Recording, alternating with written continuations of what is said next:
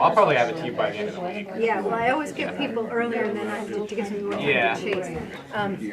Yeah, because I'm waiting on the audit and stuff that Sharon's going to put together. What did we choose this year? Wrote about a couple of anniversaries. The 1923 was the year that the Library Association was given the building that they occupied, and it was also the year Dr. Behring wrote his book, Behring. Yeah. Especially where they're redoing the earring. Yeah, I thought it'd be nice. Well, I'll put a picture of that on the back cover. Is there anything I need to add? Yeah, no, I know where you are. I can chase you down. Okay. And hopefully you got, I sent my stuff in the mail, Oh yeah, we did. Thank you. Yep. I feel like I haven't been able to spend enough time with that. So can you over here? I did. All right, I think I got that going. Oh, no, it is. Is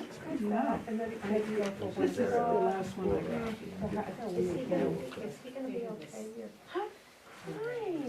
Oh yeah. Next to my friend Laurie. This is Elle's friend. And I'm so next. And I'm threatened.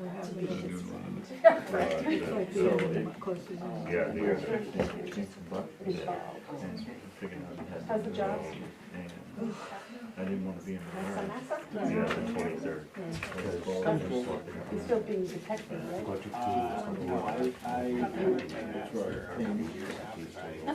You probably asked you the same thing the last time. I left for like 10 months and came back, so now I'm working on this. I thought that was cool.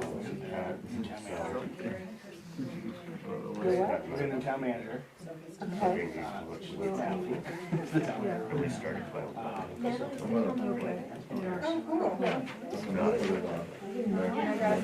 awesome. 3 weeks now?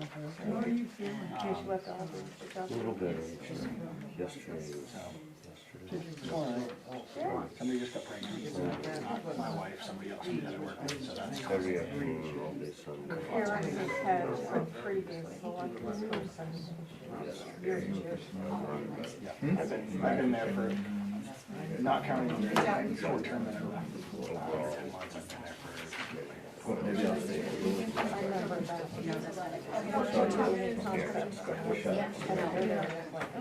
Yeah, up until Richie's now, I had more cheese. And almost as bad with town manager. It'd be a terrible When I left the house, Tony's on the phone with your friend. They're moving in. Yeah, I saw. Yeah, they're sleeping there. They're far from being all moved in. but they- Email to Don and Eve. I mean, he's excited. Don is not coming. I told him, he sent a picture of their picture. It's a damn shame that They're gonna vote on it. ruined that. It was almost done, your children. And you, and just your family. I'll just check this last night. Yeah. Take it up to the next one. It's new. Well, the students start finally getting excited about it. About spending. I mean, the selectmen make one recommendation. Pulling them, I think it's everything. Out there, it goes off and now wait for it. Get it over with. I know. That's the other thing. Yeah, I'll just look at the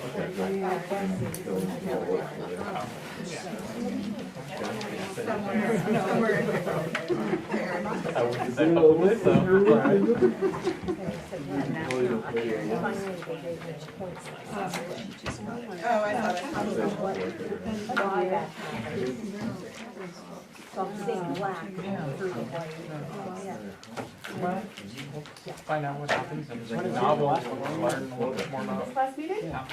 I'm on here because the budget committee, and they've been talking about something that we need to know about the budget. Song in town looks like It's a discussion and action. Yeah. With the what? They'll take a vote tonight. But the budget. I have a board of assessors, they can see those if you're interested. Yeah, whisper in my ear, because one's Hi, listening. everybody. Welcome to the select board meeting. today, April 2nd at 6 p.m. I'm going to call this meeting to order. There's a quorum present. The select board members are here. We will start, as we always do, with the flag salute. I pledge allegiance to the flag of the United States of America and to the republic for which it stands, one nation, under God, indivisible, with liberty and justice for all.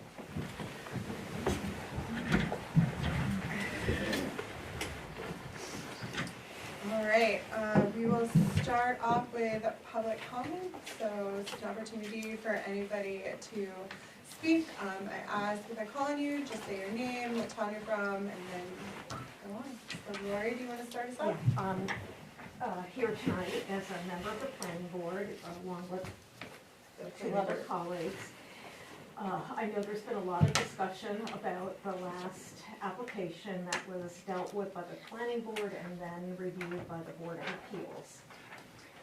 At our last meeting, we did our own little bit of debrief about the process, not really focusing on the outcome. And there were a lot of questions about the process. And with Courtney's help, we've been learning a little bit more about the process. And the latest information we've received was an email from Courtney, from the town attorney, Mary Costigan. And I felt strongly even before that, because I read the Board of Appeals procedures. And I had always been told when I was on the planning board that the Board of Appeals would do an administrative review, meaning did something happen in the course of the work the planning board did that was an error? We misunderstood something of a regulation, we applied the wrong standard, whatever, our findings were not correct. When I went and read the Board of Appeals procedures, which by the way, my copy is dated 2004. So you can add that to the list of all the documents you guys have been working on that are way out of date. And that procedure read to me as if the Board of Appeals could do what's called a de novo hearing, a brand new hearing. While it did speak to the fact that they have to look at the record, it also said they could entertain information, call upon people in the audience. To me, that's a total new hearing, at least in my evaluation of it. And so I'm here tonight, and the board members uniformly said they wanted you to know this, that the procedures may not be syncing with the standard that the attorney is saying they need to operate by. Nowhere in there did they say our Board of Appeals is to do only an administrative hearing. If you go to the state law that sets up Board of Appeals, they say you can actually do it in either way, one or the other. Brand new hearing allowed or administrative review. So we feel that if the attorney is saying it should be administrative review, their procedures may not be aligning to that at all. And when those of us who listened to the tape felt that there were areas where it sounded like they were conducting a brand new hearing. And so we're asking tonight if you will follow up on that in whatever way that gets followed up on. Okay. Anybody else have anything to add to that? Courtney? Okay, well, Courtney McPherson, Code Enforcement Officer, but also the assistant to the appeals board as well as the planning board. So I got to see both and talk to Mary Costigan. Do everything. To do with that stuff, yes.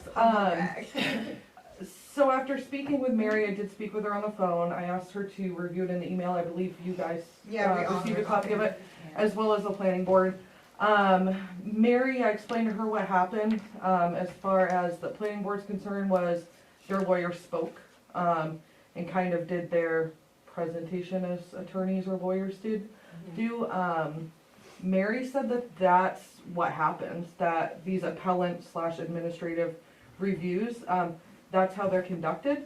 She did review our rules of procedure. Obviously, they've not been updated. I think we just did planning boards for the first time in several years last spring. We do have that as well as assessors on the docket to review. She said that they don't want towns doing de novo reviews for appeals. The reason being, appeals boards are not planning boards and they don't have training. They're unfamiliar with land use standards. So if we go to de novo, that would mean that appeals boards would be seeing completely new site plans that planning board may deny for one reason or the other. She suggested we stay where we're at and leave it the way it is. There was nothing pertinent that was given for new information. She said if they came in with a completely different plan or something that was, completely different than what was presented to the planning board, definitely something should be done. But she said if it's the same plan and the same project, she doesn't think that it should be changed to novo or any of that stuff. Yeah, she was comfortable. Just as a question, clarification for me, was there something new that was brought to the appeals board that wasn't brought to the planning board that made them make their decision, or was it? Do you want? I'll say, yes. I think there's a difference of opinion, Okay. as you would expect, that It was maybe that salesy and a lot of new salesy information. So whether you're a person that succumbs to salesiness or not, it would depend on that person. Gotcha. Yeah, I think there was a lot of stuff like that, that's all. Did you see anything else that was new? A lot of, braggy claims that just weren't, there was lies in that, but, Courtney doesn't think it was pertinent to the project. I guess, I think they were salesy. I think it was pretty salesy. Yeah. And that could influence someone. My concern with this not anything to do with this applicant or this appeal, is previously or since I've been here, it's always worked that the boards review their rules of procedure. They can take input from anybody and obviously they would look at it. Yeah. That's always been the procedure. They review it, they make changes, and then as you guys know, you approve the final project Sure. or product. I just don't want to get out of that procedure and have you reviewing their rules and then the appeals board getting them after the fact. I don't think that's fair to them. So I think that if they're gonna get looked at, definitely suggestions should be made by whomever. But I think that it should go through them first as a proper channel and then be presented to the select board. Yeah. I mean, my goal is for it to say clearly, the Board of Appeals will do an administrative review only. I did not find that language. I could be wrong, but I didn't find it. And you're asking for code change? So No, that it's, no, language this is a not- procedural Just a thing. procedure. It's not code. It wouldn't go to ordinance Okay. committee or anything. Appellate review. Yeah, just to have it be in the. Yeah, I guess procedures. there's different language being used. Appellant and It's administration. basically the same thing. Yes, and that there's confusion there. Just throwing it with Just be spell it out, I mean, a little A little better. a little clearer. I know this is not a hearing at this time, it's only accepting public comment, but I do have a comment here. I think what is helpful, no matter what the rules say, what the code says, is there is an introduction when the Board of Appeals meets, to provide clarity as to what's happening here. That it's a hearing, appellate review, whatever it is, and that the applicant's going to speak and the public can speak. There are periods that can happen, and I don't think it was very clear at that appeals hearing what the expectation was as to who can speak when. I think that would be From the helpful. public and the board. Right. Yep. Yeah, okay. I want to say in that board's defense, their chair had a very serious emergency. They were caught, right? So things were a little crazy. It was just a super important application. Does anybody else have any public comment? I just wanted to introduce myself. I'm running for state representative in this district. My name is Eric Giroux. I live in the town of Rumford. I've worked in the town of Bethel on the ambulance service since 1999, I guess. I'm also your animal control officer, so I think I'll see you guys out on the street, and I would like your vote in November. Thank you. Thanks. Anyone else for public comment? All right, I will move on from public comment and switch over to adjustments to the agenda. I don't have any. Moving forward, public hearings, we don't have any. 6, action on the minutes.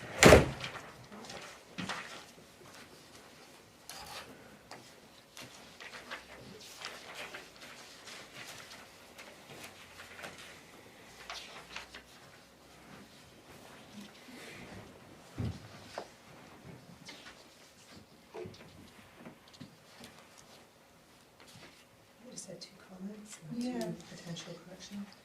On page 2, 6, action on the minutes, and it has the vote results. If it could say 4 ayes, 0 nays, and 1 abstention. Okay, and there's not space for that down there in the way the program's written. It was just a 4, I can try to put it in, but I have also there, Mayor Kelly abstained because she was not present. I will try to get that, I just don't know if the program will let me, the way it puts the numbers in. Yeah, it's nice to have the voting results, Yeah. if it's possible.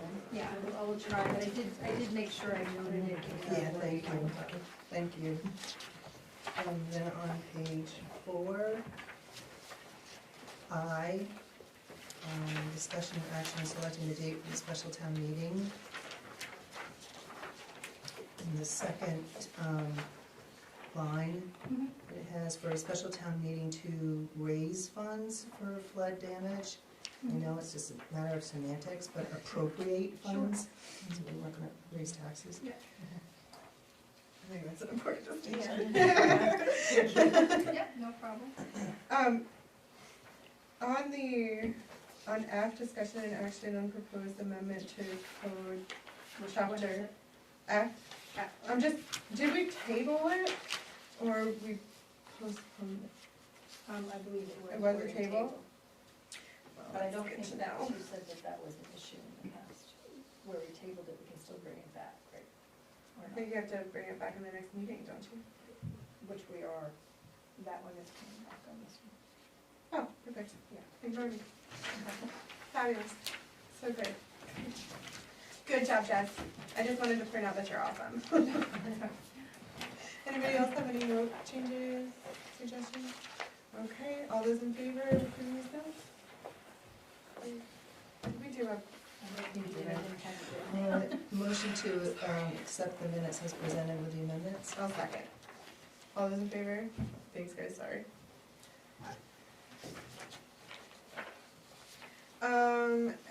7, acceptance of grants, donations, reimbursements, and sales of materials, all set. Nothing on that. And then town manager report. Take it away, Sharon. Your packets include a copy of the Oxford County Sheriff's daily log for March. The February financial reports are in your packet for excise, revenue expense, and capital. The code information that was talked about last night for Schedule A concerning the editor's notes and plastics to clarify public hearing questions last night, that's also in your packet. I did give you a copy of the Board of Assessors meeting that will be Wednesday, April 9th at 8 a.m. here. Mia Purcell sent a copy of the draft of the First Light in Town of Bethel agreement committing the ARPA funds that we committed for $10,000 to First Light's fiber expansion project. And on April 9th, there's going to be a meeting here at the town office from 1 to 2:30. It's for the towns of Woodstock, Greenwood, Bethel, and Oxford County officials, and you're all welcome to attend this. To meet with First Light, who will be here, Mia will be here. They will take questions and comments, and it's to do with the next steps in developing and the project and signing the contract. So I'll remind you on Tuesday morning that will be here between 1 and 2 on Tuesday.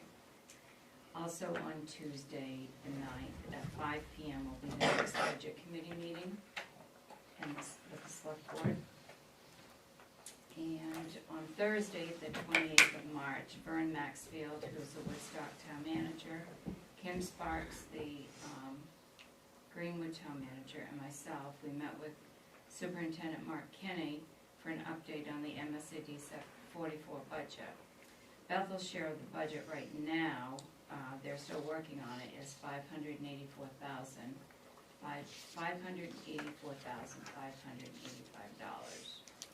And they will take their final vote on April 8th. Mark will let us know in the morning, he'll call me in the morning on Tuesday to let me know the amount that was approved, and that way I will have that number for the budget meeting on Tuesday night. I gave you a copy of the general fund impact on district towns and the MSAD 44 budget funding comparison sheet that he gave us that day. I also gave you a copy of the legal opinion from Mary Costigan that we just talked about. The auditors were here last Thursday and Friday. That's their second visit. They still will have to come back. They still have more work to do. It will take a little bit longer because this is the first time they've been here auditing books. Amy's last day will be tomorrow, and we all wish her well. Two things I didn't put in the report and just happened to think of. We won't need to have a special town meeting to appropriate money for the FEMA expenses. They will issue us a letter to state that. According to Ron, because we will be getting reimbursements from FEMA, it will just be considered as a grant. So he said we would not need the special town meeting. Because we're not raising funds. Yes. Or appropriating. And we have the money to cover, so. Okay. And then on this Friday, the 5th, FEMA will be here to meet with Courtney, myself, Jess, Toby, and Scott. It's our scoping meeting. We had a Zoom meeting with them last week, and they'll be here to go over the final details of what information we gave them, what more they might need, and then if they need to do any site visits at the different locations. Thank you. Thank you.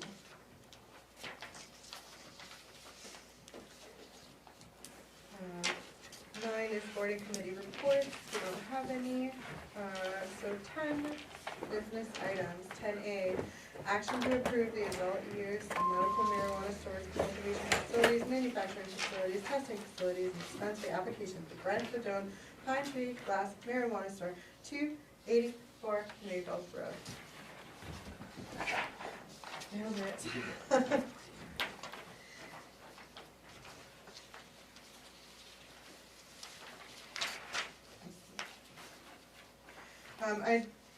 I'd make a motion that we approve the adult use and medical marijuana storage, cultivation facilities, manufacturing facilities, testing facilities, and dispensary application for Brentford Pine Tree Glass Marijuana Store, 284 Maple.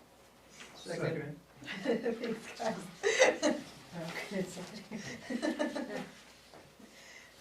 So I think I asked this last, none of the attachments were on it, but that's because Courtney already looked at them, is that right? Yes. Yeah, that's what, And that, so And we this don't is have a to worry. renewal too, so Okay. we'll come back to that new renewal application. Okay.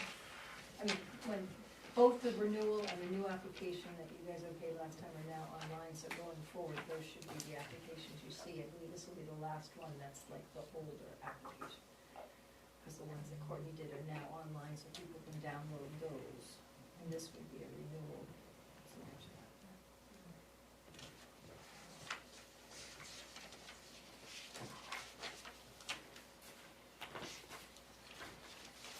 okay, any comment? All those in favor? on to 10B, action to approve the victualler's application for Chosun located at 141 Main Street. I would make that motion. I'll second it. Any comment? Okay, all those in favor? Great. 10C, action to approve the lodging house application for Bethel Hill B&B located at 66 Broad Street. I didn't even know that was a thing until I saw this. So moved. Second. All those in favor?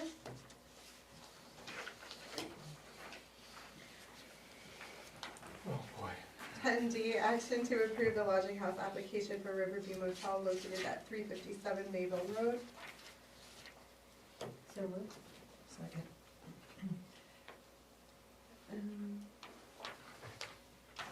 All those in favor? Do yeah. I need to have a recorded owner on there or not? I have that. Okay, all right. Riverview Condominium Association. I contacted them and got that information. Why does that one have 30? Because I put it in my mistake under victualler's fee, it should have been under lodging house, the amount was the same. So that was the amount. Oh, because they have so many rows. Okay, got it. All those in favor?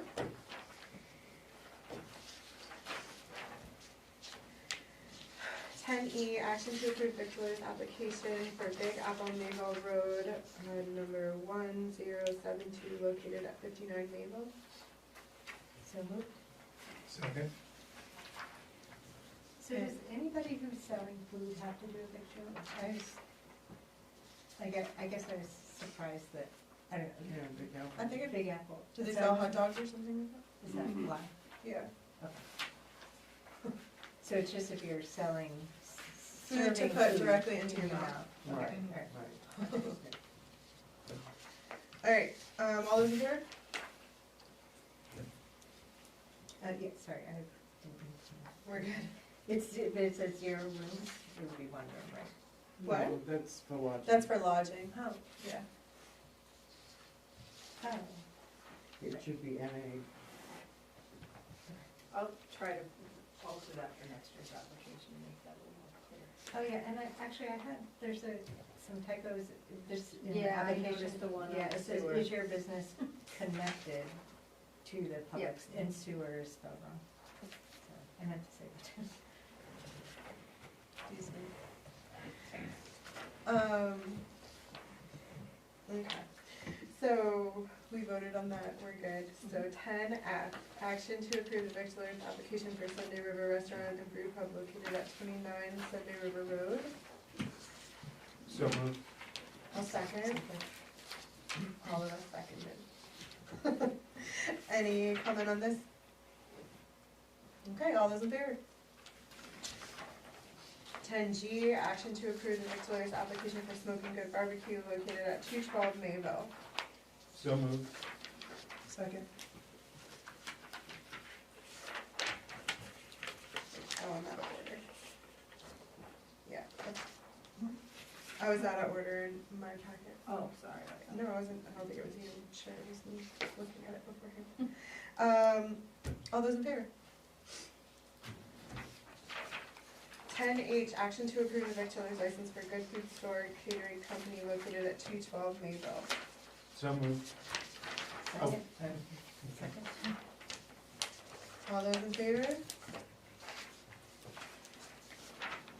10I, action to approve the victualler's application for Dunkin' Donuts MDM Group located at 6th Lincoln Street. So moved. Second.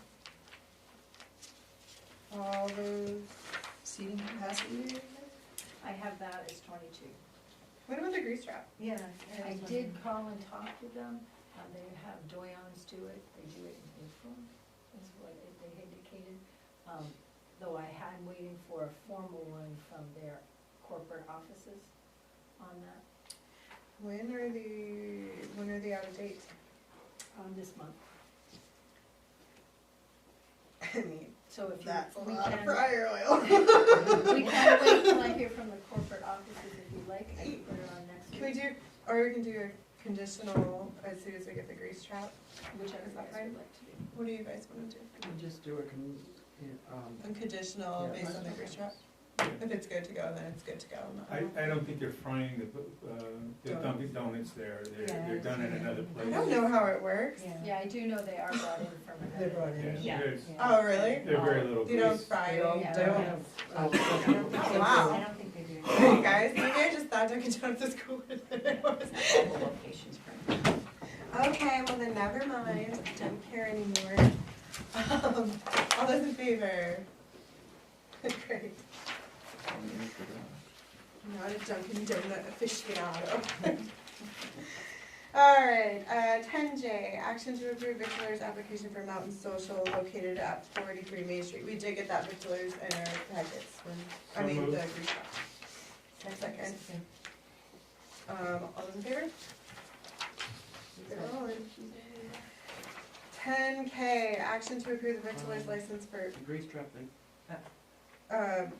action to approve the Victualler's license for Big Apple Railroad Street, number 1041. So Located moved. at 10 Railroad. Second. All those in favor? I just have one Yeah. question to follow up from last time. So we're capturing this information with regards to the grease trap, they're cleaning it and such. Has there been communication with the wastewater superintendent for this information? Yes, and he does not have that. They, I guess they've talked about it, but he does not receive a report or anything about Grease when trap. they've been done. So does he want to? Because this affects, you know, when they're hooked up to the public sewer system, it usually, that's the whole reason why we're doing this, Yeah. is see how much, the grease is coming in, I and if did they're. not get that response from him, but I can certainly talk to him more thoroughly. I just asked if they got, if he got any reports recently. Yeah, and if their traps are working or not working, I think that would be important information for him. We have some new different types of sewer traps, in town on Main Street, and, that would be interesting. Some of them are almost like a year or 2 years old, and to make sure that they're holding up their. My understanding is that the sewer department is checking the sewer lines with cameras. So they know, my understanding is that they know when grease is in the line. And they go to the, my experience is they go and see if they think if they know you're dumping grease into the line. I don't know if that's changed, but I have that on a good source for that information.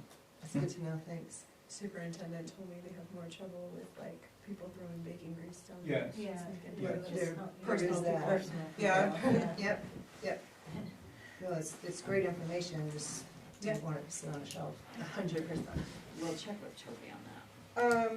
10I, discussion and action on the proposed amendment to code chapter administration, town manager and finance.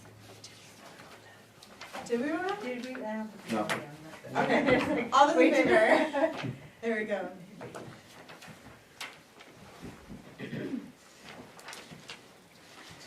Alright, so now we're at 10M, discussion and action on proposed amendment to code chapter administration, town manager and finance.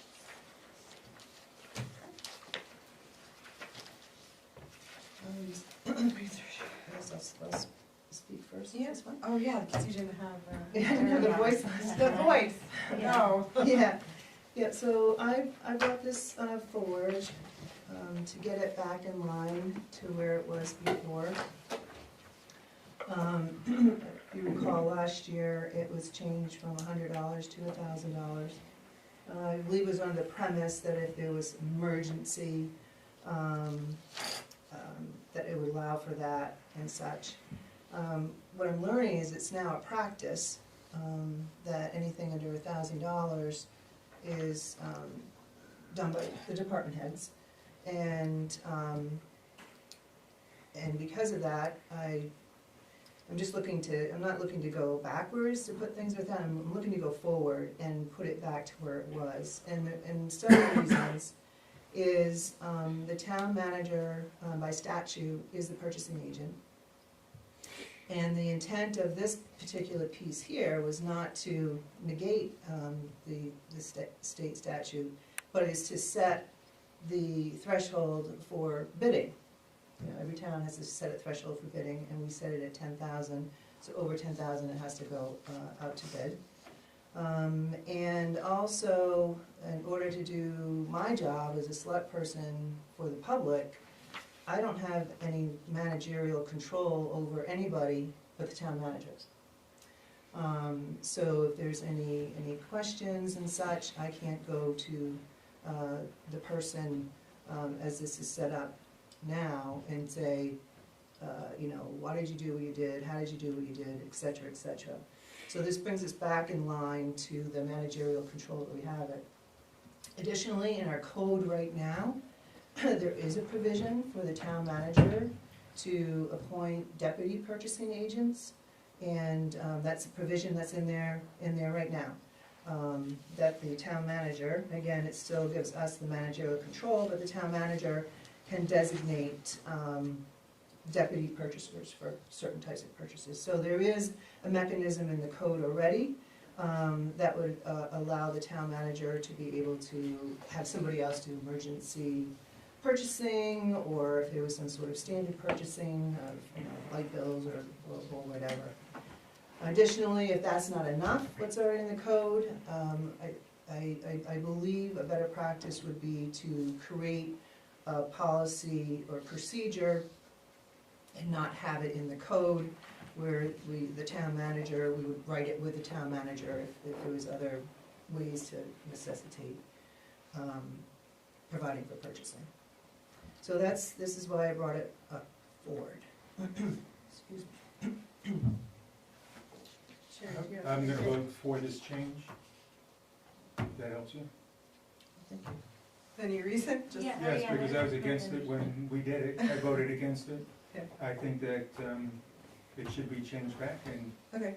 I think it makes sense. It didn't make sense going this way to me. Sharon, do you have an opinion since you are the lady in charge? It will affect you more than anyone else in the room? Well, it will, excuse me.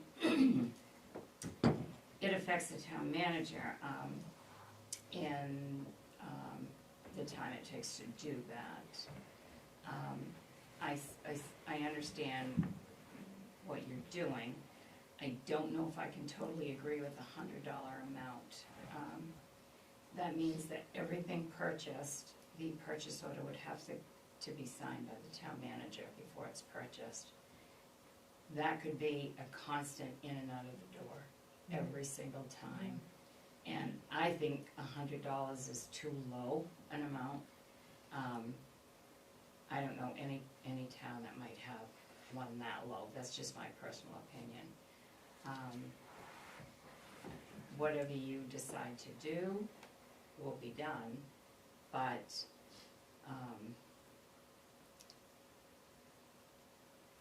I mean, if a department's going to order a case of toilet paper, Yeah.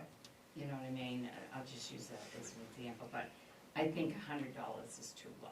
But that's my personal opinion, and it's a time factor.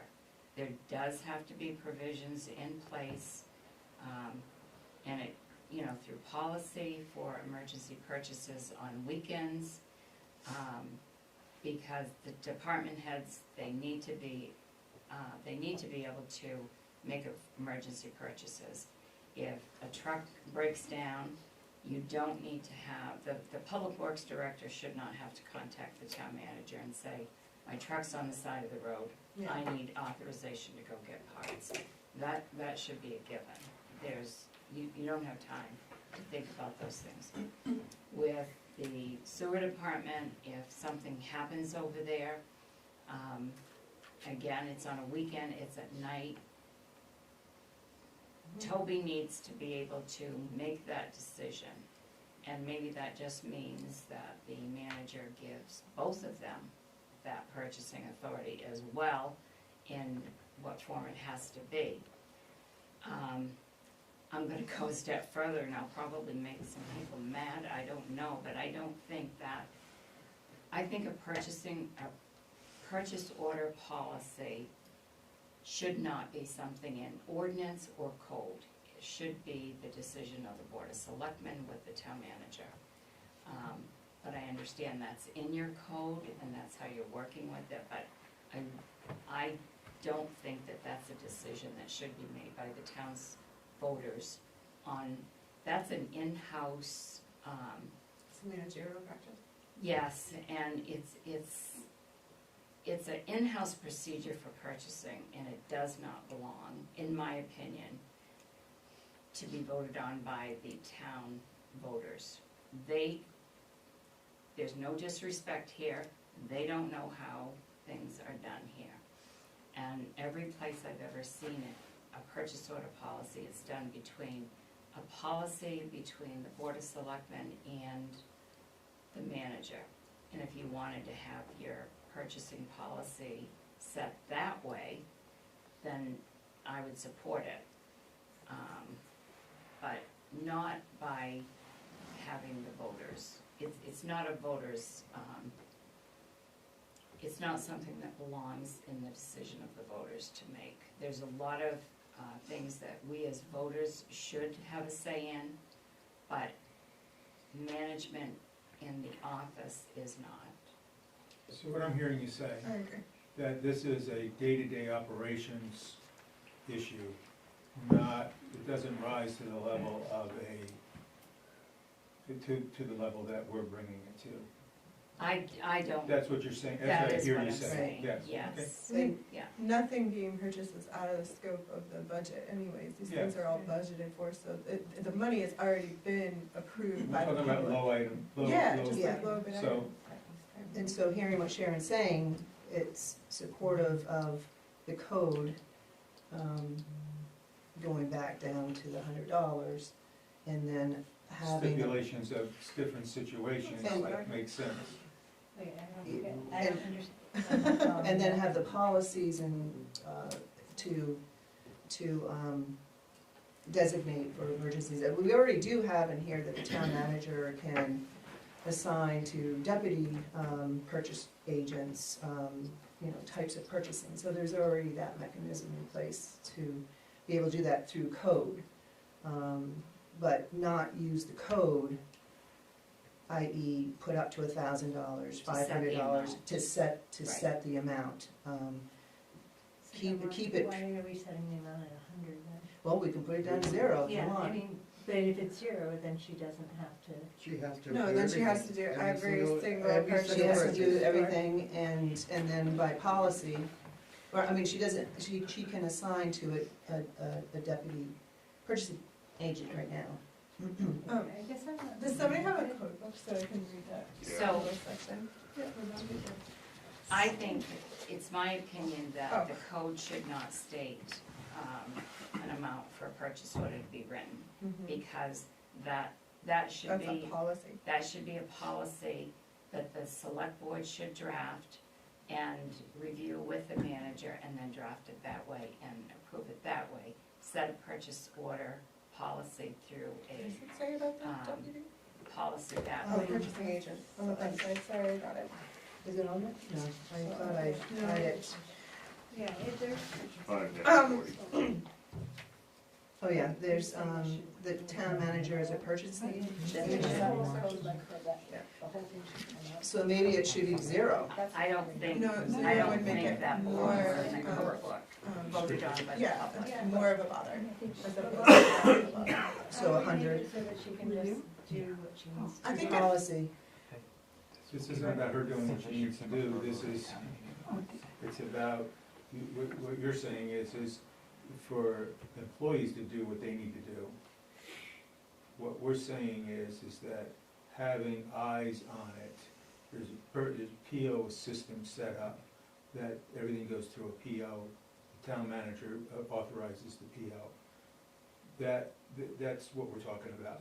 And so, I get what Sharon's talking about, setting up a procedure that makes sense through policy versus this ordinance, which I think that now the ordinance gets too restrictive, that you can't dance around it, and create a system that works in sync with what's going on here day to day. I get it loud and clear, but the idea is to have eyes on the purchases not allowing that to be picked up later and all of that stuff. Having control, less money spent when there's control, my experience says. So that's my premise here, what I'm looking at, but listening to your explanation, it makes sense to me. I think we hire a town manager to manage the town, and we should have respect for them and their time. And especially with Sharon, who isn't here, I mean, you're here a lot, you're not here all the time. So I just feel like, you know, this is fine, and if we want to create a policy together that can maybe illustrate how this works, and then that's fine with me. I don't see a problem with $1,000. I mean, I would be more inclined to just take the whole section out and have it just refer to the bid thing. But that's You definitely need to have the bid amount. Yeah. And that's what the, Yes. that's what That's the the only thing purpose I of care this is about. here. So whether it's, you know, 100, it was purposefully set low at 100. That was the purpose of it. It wasn't something to, you know, go away from the. When was it set with that number, you know? 100? It was set way back when the code was done. Exactly. And so, by changing this to a greater number right now, as Sharon was stating, Yeah. is putting this in the hands of the public, instead of putting it back into the hands of the town manager and policy and procedure. Yes. If we leave it at 100 or put it to 0, or take that phrase out, it is leaving it back into the hands of the town manager and the select board to set policy and procedure to how they want to do it, still using the manager as the purchasing agent, but we would have these policies, i.e. In an emergency situation, the department head of the public works is able to spend X, up to X. You would have these specific pieces to adjust through policy and procedure. Or you can have it how it, you know, here that, you know, department heads can purchase up to $1,000, but through policy and procedure, and not taking that statutorily, you know, it's mandated job description from the town manager. We're still having the managerial control with the town manager, and it's through the town manager that we work with these policies and procedures. So the language that would come out would be requiring a purchase order for the $100. That's what I'm saying, right? That's what you just said. Yeah, I'm still. You can just take out on all purchases, contracts, agreements, and so forth, which obligate the town to an aggregate expense for a singular purpose exceeding 0 and to a maximum of 10,000 shall be subject to the approval of the town manager prior to execution. No, because that would require her to do a purchase order for every single purchase that they have. That's true.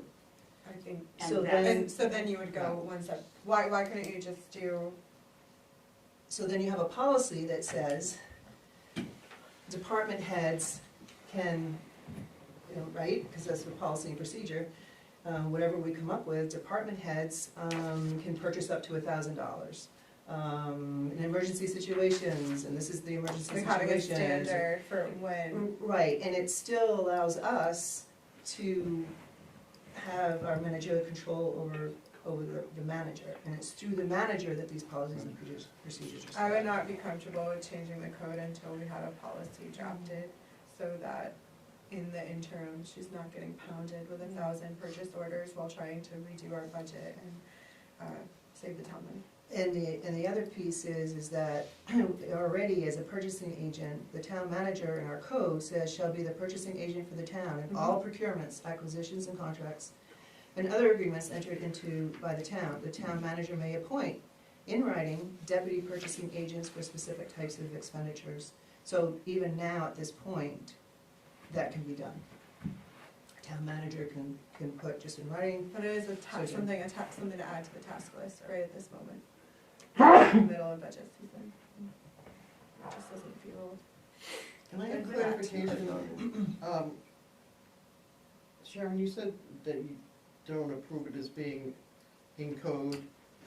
If we were to take either all of it or some of it out of code, does it have to go to the vote? Yes, it Public would, vote. because you're changing Absolutely. the code. What I don't agree is having a purchase order policy voted on by the people, because they are not responsible for the day-to-day operations. That should be a decision that is So in we would policy. so in other words, we would take out say the dollar amounts and just leave in the fact that you are the purchasing agent? Is that what I'm getting from the? No, from it's your- the last bit, right? So this number can be whatever it wants, but the subject to approval of the town manager prior to execution is alluding to the fact that you need a purchase order for every single item that comes up. So like, that's the part that is feeding the draw on time. Just $100 seems so small. Mm. to be- A box of to screws have- was $150. Yeah, I mean, yeah. Mhm. So you would, Literally every single thing in Toby's plant is way over $100. And we know that, we look at all the numbers. yeah. But if you follow the I understand line what you're of, saying. you know, the public tasks the select persons as being responsible for all the money, right? Okay, they appropriate it, and then we work with the details. Then we work with the town manager to come up with policies and procedures to affect how everything gets done. If by here, you know, if you wanna just say subject to approval of the town manager and take out prior to execution, but here, the more you raise the money in the code, it's taking away that path to be able to manage this. I mean, we see the warrants every month, we see what's being spent. I think And, right, I mean, there's nothing else that we're not seeing from that, so we would see the patterns of spending and know, right? Like, Yeah. I mean, I feel like I have, from reading those pretty carefully every month, I feel like I have a sense of how our money's being spent. So I just, like, I feel like I want them to do I trust. The town manager. Yeah, it's, for me, Right. it's It more is of hard, like a because if the trust. town manager changes, it is Yeah, nice to I have know. the Right. backup. However, up to $1,000, the town manager has no control how this is written. Mhm. Has no control. Except Over what gets for the spent. budget that's been voted on. But here's the Yeah. thing, the whole thing is having the town manager have the control. As you've said, a box of screws is $100. 113. So if the town manager has her finger on it, she knows that these $100 boxes of widgets are appropriately bought. It is, look, when. You need a purchase order for every single one of them.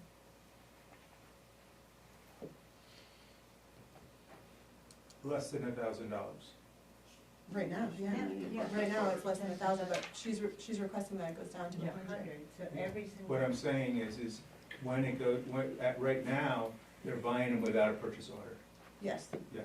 So these $100, 3 boxes of screws, $300, and the town manager has control over that. She sees it, she knows what's going on. Yeah. If she doesn't know, in my experience, you end up with a lot of boxes of $100 boxes of screws that didn't really need to be purchased because they were there, but somebody couldn't find them. But a town manager is able, and I'm using this as a loose example, I'm not using it as a literal example. So as a loose example, so now she has control of that, to be able to say, we bought six of these widgets in the past, and we couldn't possibly have used them. She has some control there, controlling how you buy stuff. My experience is that when you can't find it, we need to order it. I mean, it's human nature. I know, I quit every job I get micromanaged at, Yeah. but I know, Dave.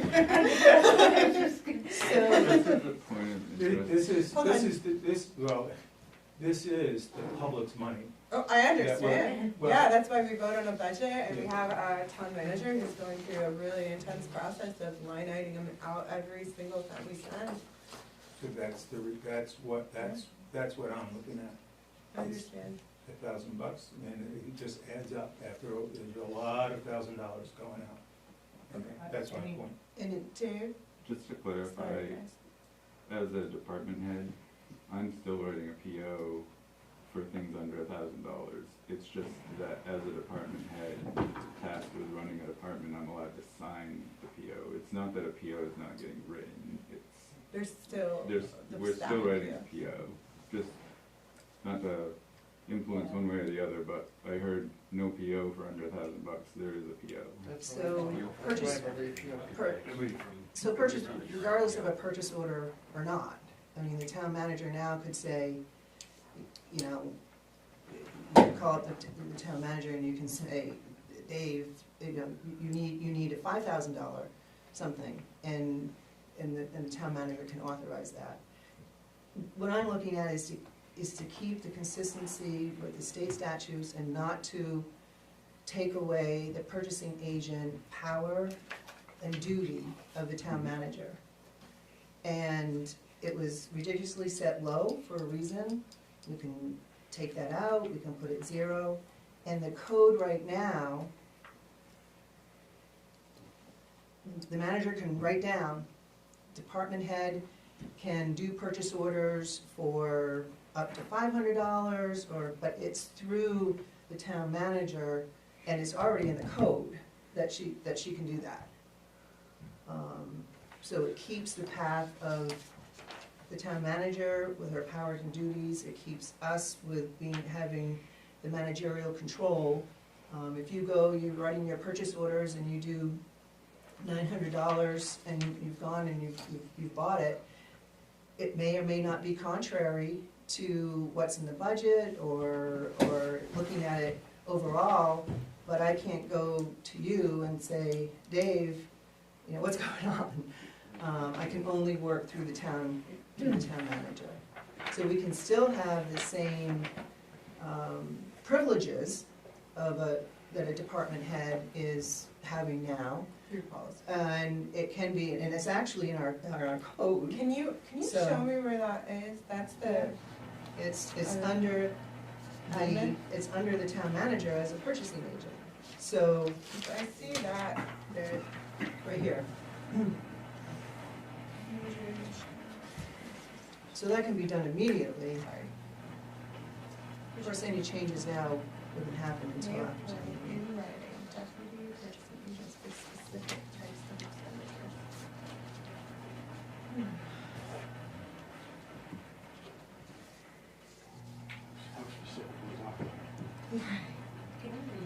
Yeah, I can. So chapter 5, administration, article 3, town manager, 5-19, purchasing agent. A, the town manager shall be the purchasing agent for the town in all procurements, acquisitions, contracts, and other agreements entered into by the town. The town manager may appoint in writing deputy purchasing agents for specific types of expenditures. So my interpretation would be, it could be a deputy purchasing agent for every department head that she assigns, and it could be, she could do it as a dollar amount or a type of purchase, you know, emergency purchases or equipment or supplies. But it maintains the integrity of the original intention. But the integrity of the duties and powers of the town manager and our duties and powers acting responsible to the public. So even though this states here $1,000 or $100, you can override it by putting in policy and writing Well, this would that Dave is the purchasing agent for the rescue department in case Sharon's not in the office, or it's a weekend, or an emergency or something like that, right? That's just how I understand it, yeah. but it's not data, is it for day-to-day purchases too? I think it would be whatever the town manager, however the town manager says.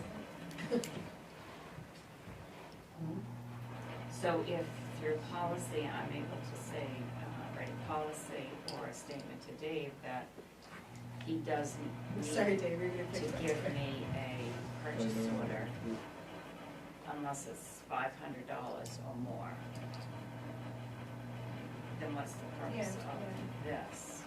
Of the code. having $100 or $1,000? The purpose of this is that it maintains the duties and powers of the town manager as the purchasing agent. Then through the town manager, the town manager can have deputy. Right now, the town manager can provide her powers and duties to the deputy to be able to do that. And then, or with policy and procedure, if we wanted to do something at another time that's not through code, we can do it that way too. But it all stems down through the town manager. But really, it's about the select board, and who would be on the select board, because they would be the ones that would be approving the town manager policy. Or because it's day-to-day, it's her operations that has nothing to do with us. Sorry, that's a question, it was just weirdly stated. Well, it is the state law that the town manager is the Right, day-to-day operation. is the purchasing. Purchasing agent. Yeah, It does state that in town statute. I guess I'm confused about the point of this. The point of this is maintaining the integrity of the powers and duties in the statute that the town manager is the purchasing agent. By putting this up to, in code, putting this up to $1,000, the town manager is in violation of the duties and powers of her being the purchasing agent. Could we just remove But basically, the minimum? the And just, managers are her deputy agents. In reality, that's what they are. And not purchasing deputies. so through the They're the town, ones that are doing purchasing. so just take that And she scenario. still gets purchase orders. So it would be through the town manager that she would appoint a deputy. But They're deputies. they're already deputies. But they're deputies according to, not through the town manager. So it's Not about through us, approved. not through town Yeah, manager. yeah. And that's the issue. Can I ask, is it appropriate for me to ask a question? Sure. I'd like to hear from ORC, when they wrote this new prospective ordinance, what research did they do to find out how other towns? This ordinance? Yeah, because they do all the. Michelle brought it to us. No, this We was wrote it. revised You wrote it? 6/14/23. Last That's year. what Oh, the it was, 1,000, 2000. the 1,000. 2,000. Got it. Oh, and what research was done, because just sitting here wondering what's the What's the background point of of this, and 1,000? how do other towns do it? Because we're only, Through policy. Through policy and Through procedure. policy, not ordinance. Not ordinance. I'm not sure, but did you write this for this meeting, Jim? No. This meeting, no, this was taken, we haven't done anything in a while. I think, Can it This go was that taken- way, right from the select board? yes. Unless you're townsperson, you want to do the other Oh, way. yeah. My question is, if the town manager, under Article 3, is the purchasing agent, then why do we need to define the minimum? Well, you're right. Yeah, We why? just why take it out. Yeah, take it completely out, and then it's just on bids, right? Like, we care about the bids always have to come to us. And then the minimum orders, that's defined by our town manager and her day-to-day operations with her policy, and we'll just take it out. Policy, and and actually we have that bit in the code Yeah, that could be done right now. Yeah, exactly. that makes more sense But she to me doesn't than. have to do a purchase order for anything over $0. Unless, if, she just needs to put it, if She she needs to uses make the a code, policy, a policy or write in the code. I mean, this doesn't, if this becomes effective, it's not until July 1st anyway. So what is, So- hold on, what is in relation to what you just read? Like, you just read something. This She is the a That's the purchasing- description. This is in the, can you pass that down to her? So, but are these in the same place in the code book? or- Yeah. This is- Well, I No, think this because is in finance. this is under town management and what her duties Did you have are. a thought? Well, Frank? yes. Yeah. Not, we're saying here, no purchase order. No, I don't Yes, care there about is a purchase. purchase, there's gonna be a purchase Yeah, order yeah. for every purchase, except for the process, how it's processed It's the process. is gonna be different. Yes. So the processing, and what we're ultimately coming to is a review of the process.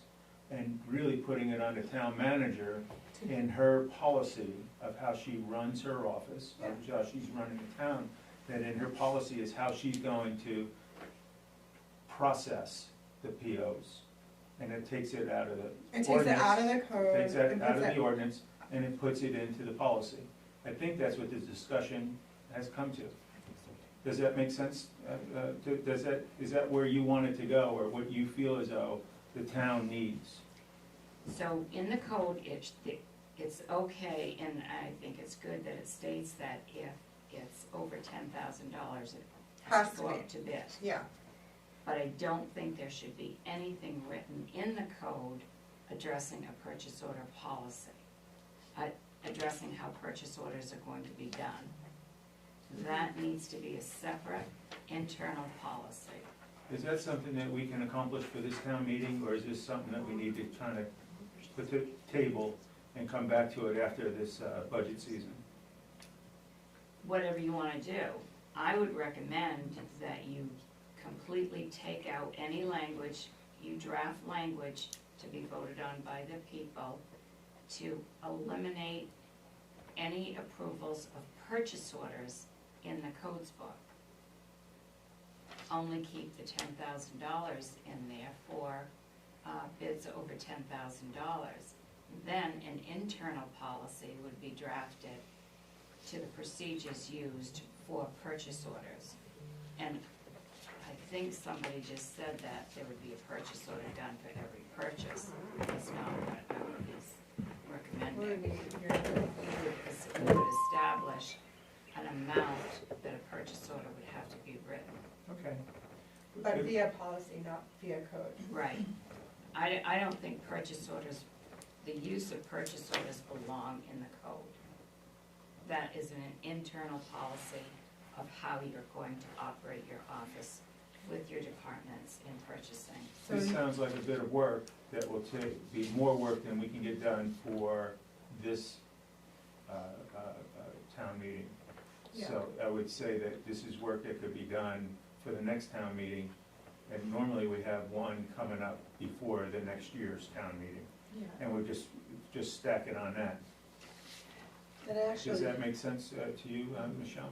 and actually, I think we can be more efficient at it, and between the purchasing agent, which Bring them right together. here does also reiterate the $10,000. We may be able to eliminate B I of the agree. town manager and finance officer approval. The town manager and finance officer shall approve all disbursements from all funds of the town prior to review by the selectmen. And then it goes on, it's, You're covered here. yeah, because we're here, it does set that in excess of 10,000.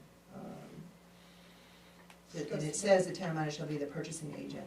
Yeah, So. it's right top. So- And it says it, you know, right away with the code, it can be the deputy purchasing agent, even before there's a policy or procedure. Mhm. And then it has that $10,000. I would ask the board if I might be able to take this back and do some research and bring Absolutely. another draft forward. It may be something that we may be able to eliminate. Yeah, I think if we just strike the whole thing, that makes so much sense to me, and then, yes, of course, every time there's, something over 10,000 goes to bid, we need to look at it, and we need to see what that is, but everything else that has to, that's the town manager doing your job. Right, and that's really the intent of the whole thing, is not to, you know, take away from the town manager's duties, but also set that bid level. Yeah. So, Yeah, I agree, that's super important. So then how would it, like if you end up striking that, then we would have to do a public hearing and before the town meeting, and we have enough time to No, do not that? for this one. You might not we have. may or may not. Not for this one. Right, Most likely. okay, thank you, it's an important conversation to have, though, so thank you, Michelle, for doing all that work. It's part of a public process.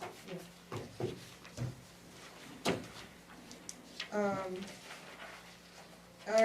so 10M, discussion and action on funding requests from non-profit organizations. Okay, so this one, we have a total, we took the pass-throughs out of this line item. Wait, is Thank there- you. Wait, is there a new sheet like that, or I should just get the one It from? should have been in It's the your, one from last week. No, it's this one nope, right it here. should have been in your packet that was on the table when we came in. Looks, says 10M on it. It's No, color. I'm sorry. No, it's okay. Of course it is. It's in this packet, it is on top of it. Thank you.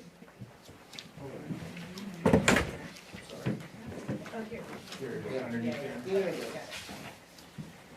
Okay, so we have local contributions on the first page, and then we have agency contributions on the second page. And we had talked about this a little bit last year, about just having a cap, and then doing everything else based on that cap. So that we're gonna talk about how much we really want to cap out contributions at. Do we really wanna be doing $68,520 of taxpayer money to, Well, I'd like to say one thing off the top, go is that I think that the way that the information that we got was quite good. There was a lot of information there, got to understand what the different organizations are doing and that kind of thing. And in there, and we'll talk about that later, I guess, but I want to thank you for coming up with that and bringing it to us and us doing it, because I think it helps us make some decisions here about this. Can we also address the fact that because of the new system that you did, we don't need to have the individuals here at the meeting like we used to? No, I think that was one thing that, I tried to, say, when you told me what happened last year, how everybody came, this eliminates that because you have all of their information.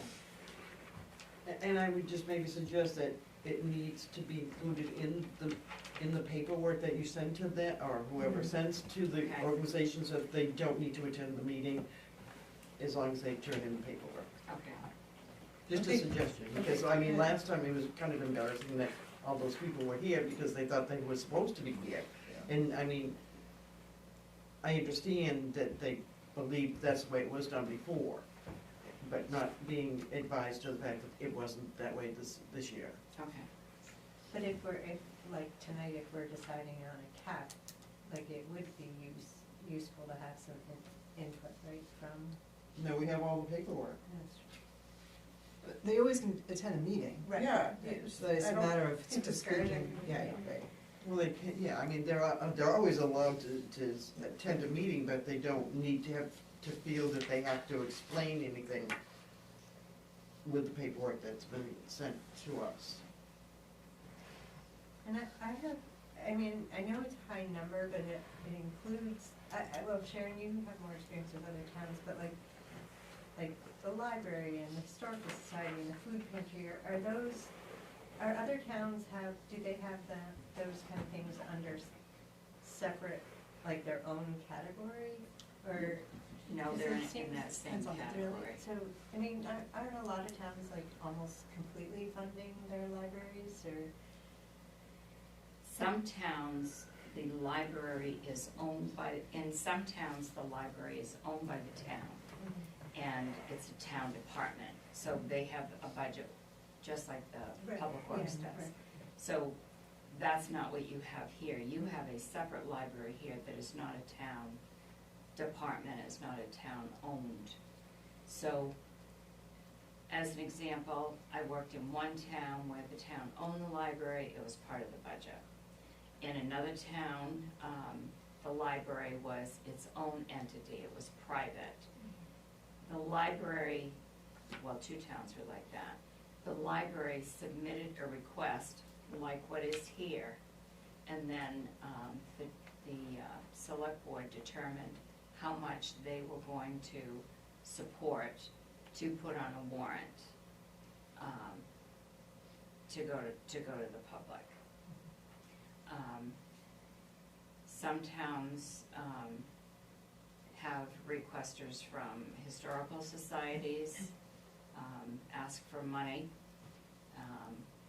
Some towns don't give any money at all to any organizations, they give $0.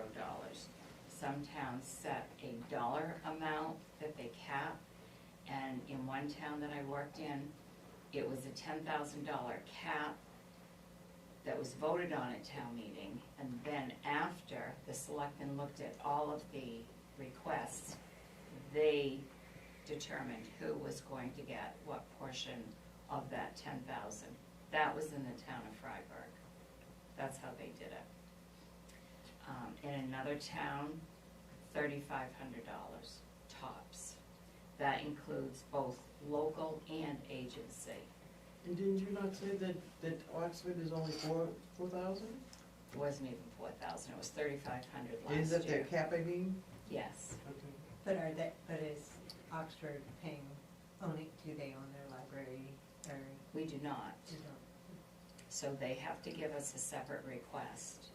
And in years past, the town has always given them money because they were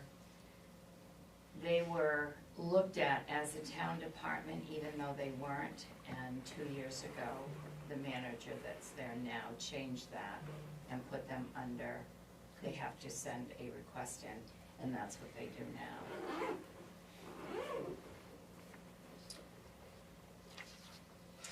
Some towns have food pantries, some don't. I just feel like some of these are sort It's of what you essential. wanna spend. It's, and it's, every town is different. Last year, the request, you approved $123,818. Of that, $30,000 did not need to be budgeted in the budget because it's it's a snowmobile grant. The snowmobile club in every town I've been in, they do this one particular grant every year. The money comes in, we cut a check and they're paid that money. So it's a pass-through amount. So even though it didn't need to be budgeted, on the other side to offset it, you put it on your revenues, it doesn't need to be there either. I've already confirmed these with the auditor, even though I knew I had them right. Channel 11 contribution, that's another thing. That does not belong on Contributions. in a contribution because It's their money. it is, and it's done through a warrant article. And then the snowmobile trails, what that is, the snowmobile registration money, the state sends that back to the towns every year. That comes in January, and whatever that amount is, it goes to the snowmobile club. The warrant article specifies that, but it doesn't list the exact amount of the money. It's written so that whatever comes in can go right back out. Because if you put an amount of money and that money doesn't come in, you're obligated to pay that amount of money that's in the article. So there's an amount of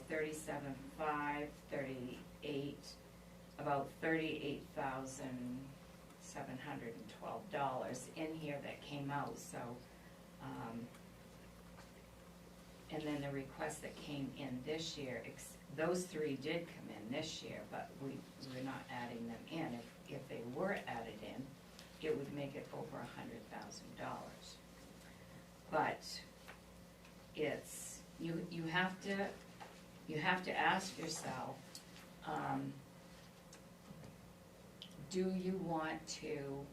how much money do you want to spend on nonprofit organizations that are not town departments?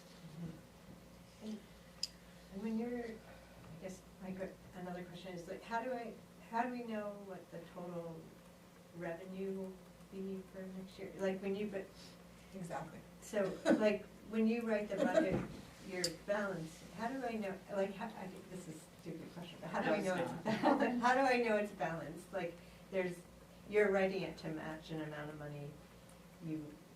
No, I'm not. Other way around. Oh. You're raising people's taxes to You have- give this money away. Okay. You have the expenses, and then you have the sheet that Sharon gave us, the other night, that has all the revenues on it, Yeah. and then the differential gets raised through taxes. So you don't do a budget to have a balanced budget. So, That would be cool then. at the budget committee meeting next week, I will have my projections of what I think the revenue will come in for next year. And when you do the mill rate calculation, all of that information will go on that form. And it's kind of like a backwards form. You can only raise so much, you can only, I always hate explaining that. You're gonna raise the additional you need for your budget, less all your revenues through taxation. So the more money you raise, the more your taxes are gonna be. So do you want to spend, actually, this is over $82,000. So, to bring up the tools that we got to do this, is the explanations and the And the paperwork that financials. everybody had to send in. Yes. I read through it, and as our budget in the past has had incorrect entries being entered in the wrong categories, I see a lot of education being provided by a lot of these organizations. Education, we're being taxed, and we have a budget, and we have a whole entity that we pay taxes for to have education.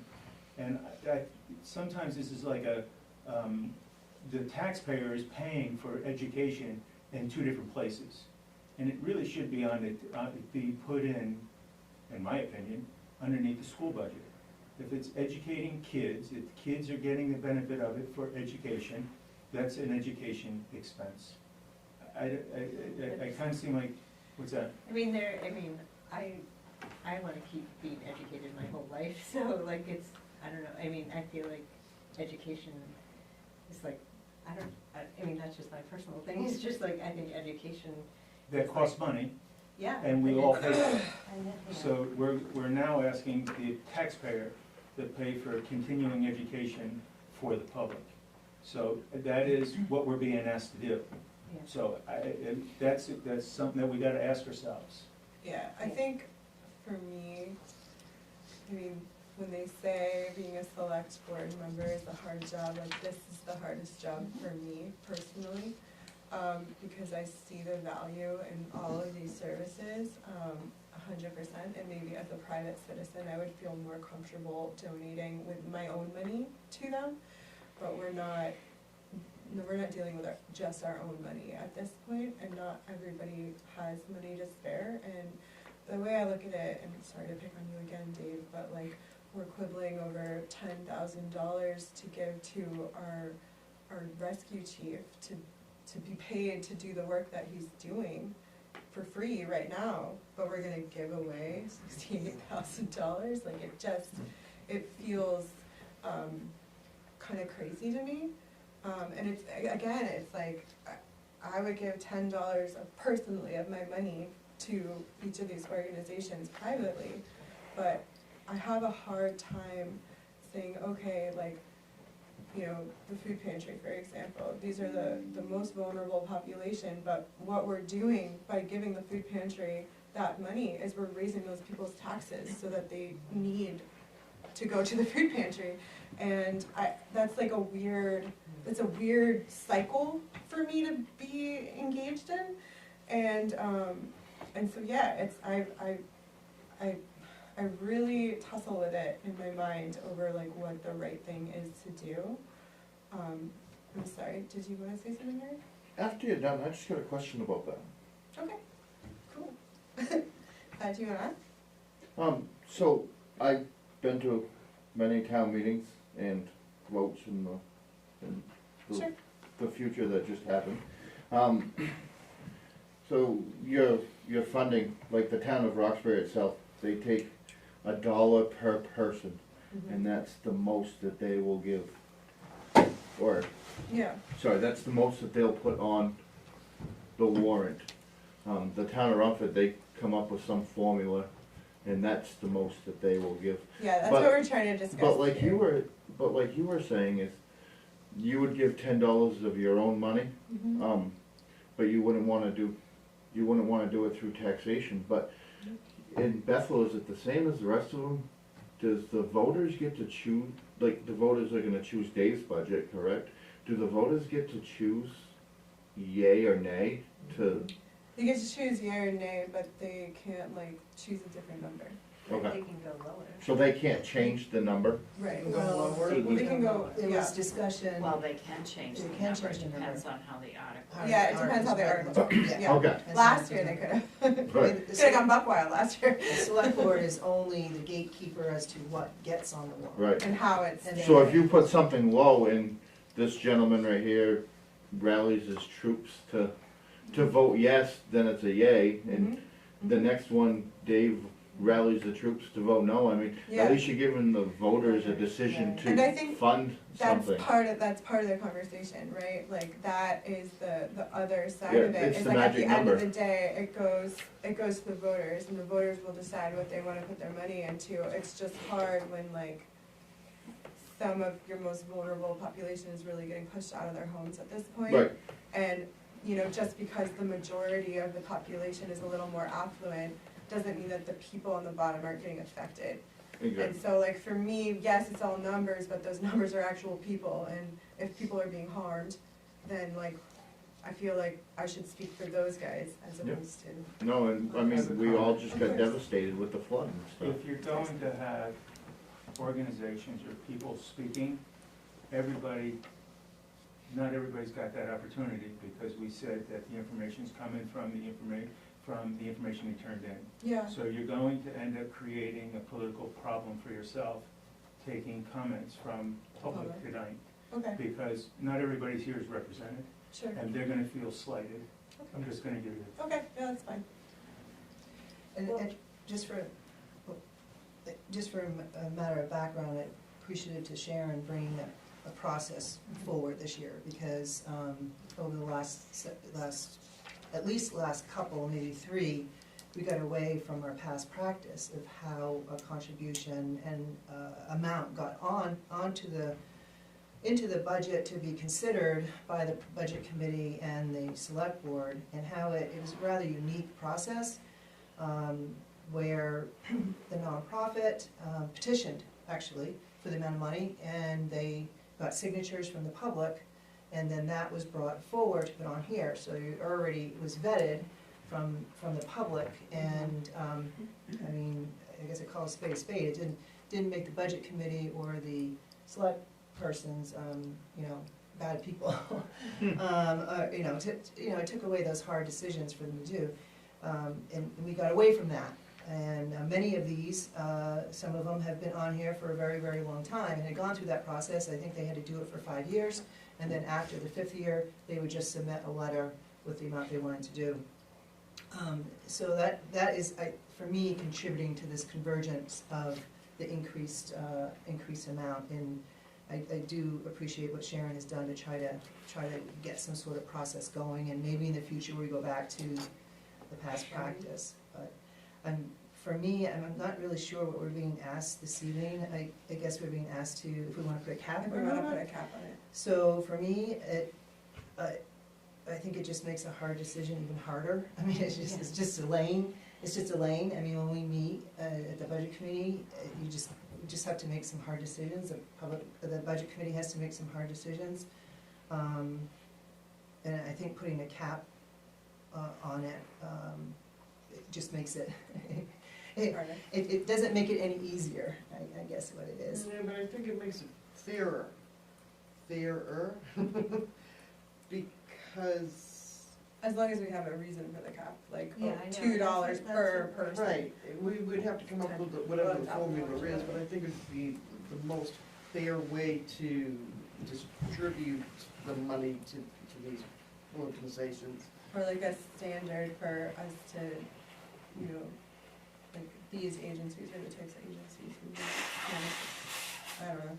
But we did ask all these organizations to submit all the great stuff that Yeah. they did, but we didn't say how we were gonna How are we use gonna it. grade So it? I feel a little funny about that, like, I feel like there should then It's be your name like of your name. the criteria. The letter did say that submitting the information does not guarantee. No, I funding. understand that, but now, like, how should, because now I wanna, if we're gonna cut You something. wanna say why? Yeah, like, how That's do what I I look wanna at, how do I look at their, like, I mean, I feel like having that process cut it a lot, which is great. So is that a first step, and then next year if we wanna cut it more, we have that process, but then say, this is the criteria we would. But it didn't cut it. It didn't cut, It just, didn't cut it. It's the same The exact only thing, it's reason just the past amount two. is lower is because, She put Yeah, the so figures it's just The accounting is correct. The accountant Yeah. is No, correct. okay, I thought it was still flexible. Exactly. I don't know how we flip it, but I did like the idea that Sharon had said about, I think you said it was Freiburg, where they put in their warrant, an article that said, you know, we will Look, raise. we will raise whatever it is. $10,000 $10,000. So I don't know, I think that's might be too late now, since we're already in the middle of this process, but it's something to think for the next year. future, to kind of flip it in that regard. But for me, at this point, I wouldn't be supportive of a cap right now. It's just gonna come down to hard work with the budget committee and, the select board. You're gonna have to make the same decisions then as you would now. I guess that's- But I think if we have a cap, then it's gonna be, everyone's gonna get the same amount. I mean, it's gonna be divided by however many people, companies have applied for the money. You would whatever just money it divide it is. evenly? If we have a cap, then it's just divided. I don't see the way that it's gonna make it any more Is difficult. it gonna be divided? Yeah. It would have to be. It doesn't have to be. No. No, Why no, not? You still Why would pick we have a winners. cap if they're not gonna divide it? You could Because pick winners then or you- losers, you yeah, know, winners. that's. Because what? You can say like, I think that these organizations get funding and these ones don't. You can absolutely do that. But you just say like, we're only going to raise this much money from the public to give. And then it's up to you to decide where the money goes. Exactly. You can say, company A or nonprofit A gets, Yeah. we raised $100,000, A gets 50,000, Okay. and B, C, D, and E get 10,000. Okay, well, I didn't understand it that way. I Okay. assumed that because it was So- capped, that it would be just divided. It wouldn't be Not divided necessarily. equally, some could be eliminated if you didn't feel that, And I think that's what Sarah's talking about, is if we had more of a standard of like, why. Right, so I mean, we can do the same thing now. We can just say, okay, well, the Bethel Library is not gonna get their $20,500, they're only gonna get $500. We can do that now. Well, we have to do in budget, but. Should we move on? So, we're moving on, we're gonna take this up with the budget committee, budget. and, If we, we'll yeah, if we come up don't wanna with put a something. cap, if we don't wanna say like, this is the standards that we care about, I just wanted to get us all on the same page before we went into budget. And we're like, Oh, well, I mean, I So was what- mine was saying. what have we what standards accomplished? we care about. it would be nothing. No, we did, listen, we did accomplish something. Okay. We discussed Hold on, it, hold on, hold on. we discussed it. We have some ideas, different people's ideas. We kinda got an idea of how to move forward, or we have some time, more information to think about what we're gonna do at the budget meeting. So this wasn't wasted time. We did accomplish something. So we don't know at this point, like, how much the 68,520 would Well- raise, then, or like how that would affect the mill rate. I can tell you that about $100,000 is a quarter. So every $100,000 you raise is a quarter increase on your taxes. 25 cents? It doesn't sound like a lot, but it is. And I guess, just to add to that is, you know, it's, we're responsible, the manager and the selectmen, we're responsible. As manager, I'm responsible for putting together a responsible budget to pay for what is needed to operate all the departments of the town and wages and employees. My concern, putting a budget together, is not worrying about paying, including amounts for social service agencies or nonprofit organizations. It might sound hard, but it's their responsibilities to run their departments and their businesses, and it's my responsibility to make sure that the town has the money they need to operate, and also looking to make sure that the taxes are kept within reason. And it's the select board's obligation to make sure the same thing. So when I put a budget together, I don't look at this. If all of these organizations presented their information and the amounts they're requesting, and it's exactly, this is set up exactly with what they're requesting. And then it's up to the budget committee and the select board to decide what they want to recommend. When I look at $80-something thousand that is being spent for use that is not specific to operate the town, to me, and I'm a selectman in another town, I think that, in my opinion, is an expense that should not be taken on.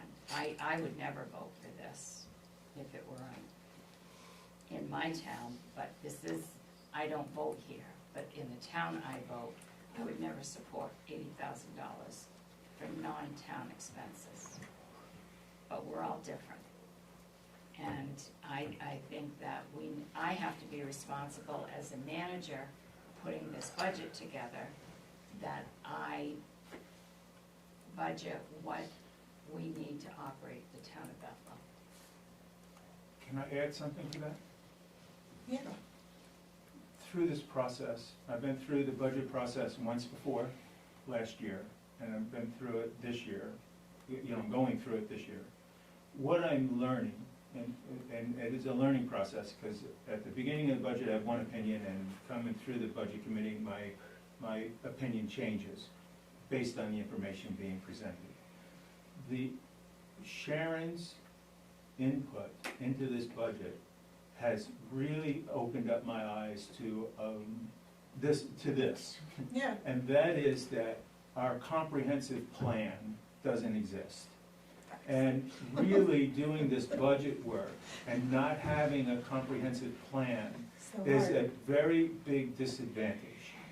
So as we question these things here, without a plan, without being able to figure out what we're gonna be doing in the future, we're spinning our wheels. We're spinning our wheels in the present. So, in a sense, we have to spin our wheels some to get through the day-to-day process of getting this budget done, so we can get to tomorrow's issues, which start July 1st, right after the town meeting. So it's kind of like changing the ordinance and this and that. Is, we're spinning in the mud and kind of getting it done. But as we're going to talk later tonight, we really got to look at our departments and see how they're operating now, and see how we can function in a more efficiently, and get up to speed with today's technology, with today's what the state is throwing more and more ordinances, more and more statutes. Statutes and random things. I mean, we've heard that the paperwork is just incredible, of all the different things you got to check off, and so without doing a comprehensive look at our departments and how they interact with one another and all of this stuff, we're kind of just spinning in the mud here, and we can do such a better job with the money and use it in a way that will move our town forward and into the future so much better if we take the time to do that planning. Yeah. So that's what I see here, and I don't wanna, for me, sometimes you have to waste a little bit just to get by. Yeah. But overall, you wanna not waste money, you wanna, every dollar we spend, we wanna make sure we get 3 back. Yeah. Because of efficiency and things like that, and that we're running a better town. So that's my statement. That's very good. We liked it, Frank, that was good. So do we, yeah, I mean, doing a comprehensive plan takes money, so is that something we should budget for? Well, I mean, I it's tried a on having a discussion, plan, right now everyone it's a was like, discussion. No, It's a I know, discussion. but I mean, Yes, super important, because Yes. otherwise we'll just spin our wheels for another year. a lot of work has to be Oh, done. God. So they got Katie back very well, didn't it? You did good, I like that. I like it too. Nailed it, Frank, killing it today. So are we good to Move on, pause yeah. this and move on? All right, so we're gonna go on over to 10N, discussion and action on options proposed for the Oxford County Patrol coverage. Let's go. Nothing controversial on the docket tonight, guys. Yeah. A minute, hold on. Just drink some water. I'm drying up here. Okay, can you explain which budget is which? Okay, so, the packet I Here we gave go. you. 10N. So if you look at the top sheet, you all have your packet that I gave you. In the middle. Nice up there. So the top sheet shows the total projected contract cost Hey guys, if we could get the chatter to move. of $428,349.47.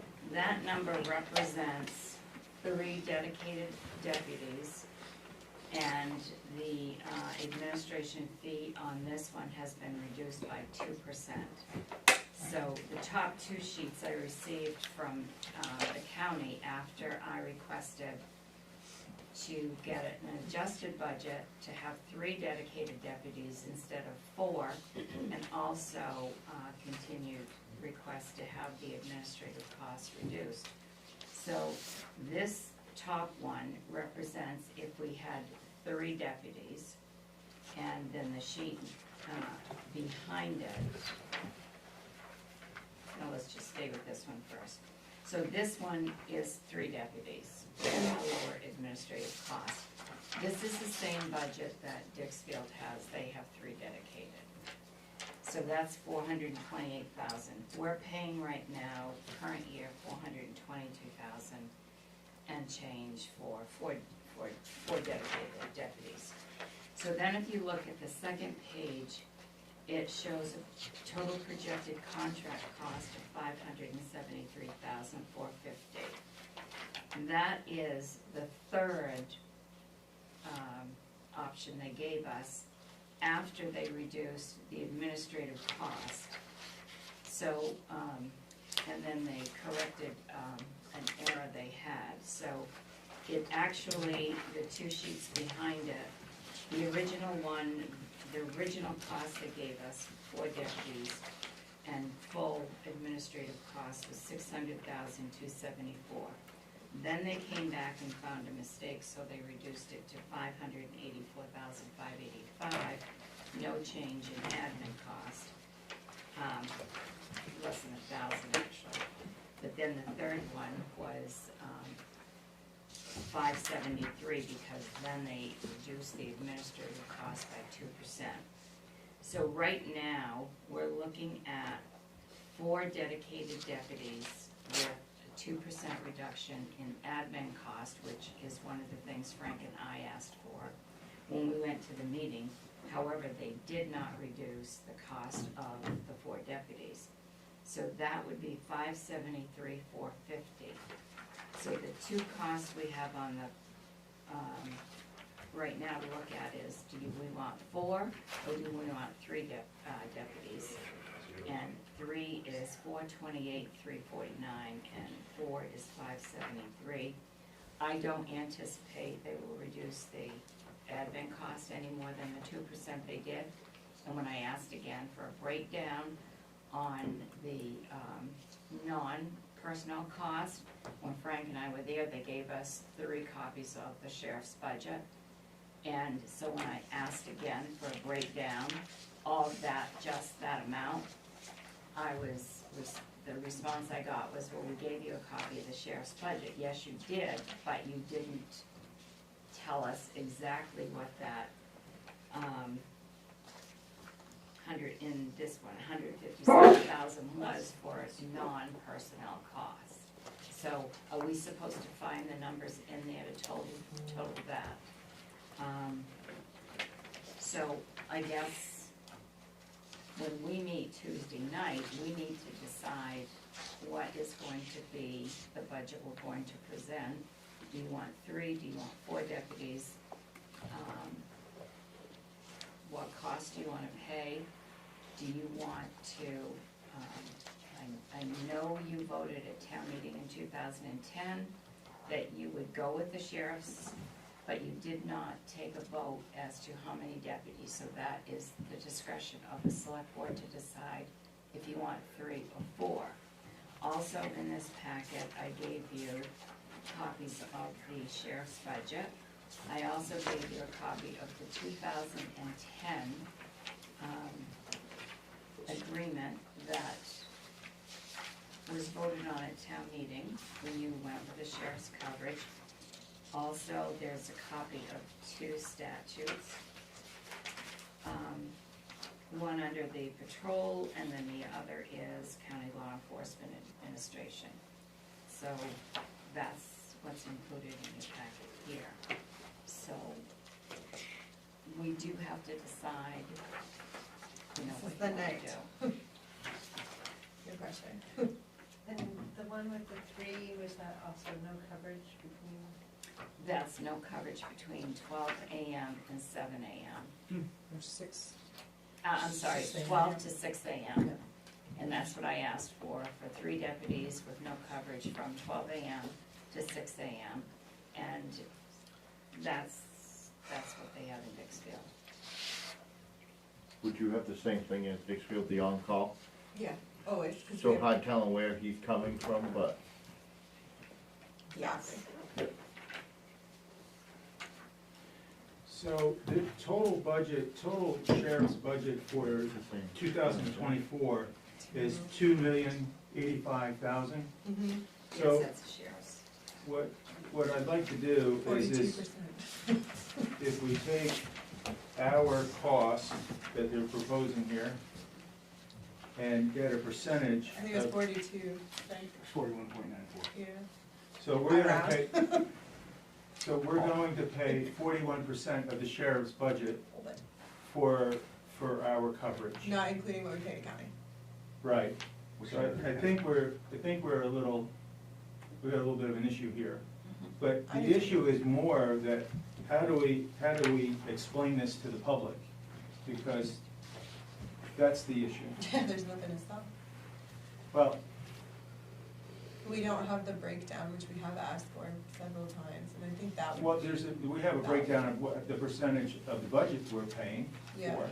So it just doesn't add up that we got 3 officers and we're paying 41% of the cost of running the department. Yeah. So, And Dixfield is paying the other 41%? How are you getting the 41%? Interesting. well, you divide our cost by the total cost of the budget. Yeah. We'll give you the percentage that Which we're paying. number are you, the 584? Well, I took it for the 3 officers, I figured that that's probably the most popular right now. That Divided by 428 divided by 2,085,000 gives you 41% from what I understand. I mean, I can do it, but Yeah. I believe that's what it would be. Oh, wait, the patrol services are already included in this figure. As revenues. Yeah. I look in the revenues. I got 20%. Yeah, I was gonna say, that's, It was a 41% increase, or 42% increase from So- last year's budget for us. Okay, so we're paying 20% of the budget, and the budget's 2 million, and you have you But- have 24 officers. But also, Frank, in the revenue section, it's being offset by, the patrol services revenue, Oh, by us the paying 800,000. the contract, yeah, so you'd have to subtract the, Okay. our, You'd have to add that in, yeah, yeah. Okay, so then that makes more sense. yeah, this is not that bad. But what's interesting on the budget, on the revenue side of it, they knew last fall what they were putting in for revenue from Dixfield and from Bethel. And arguably, this is only for half a year.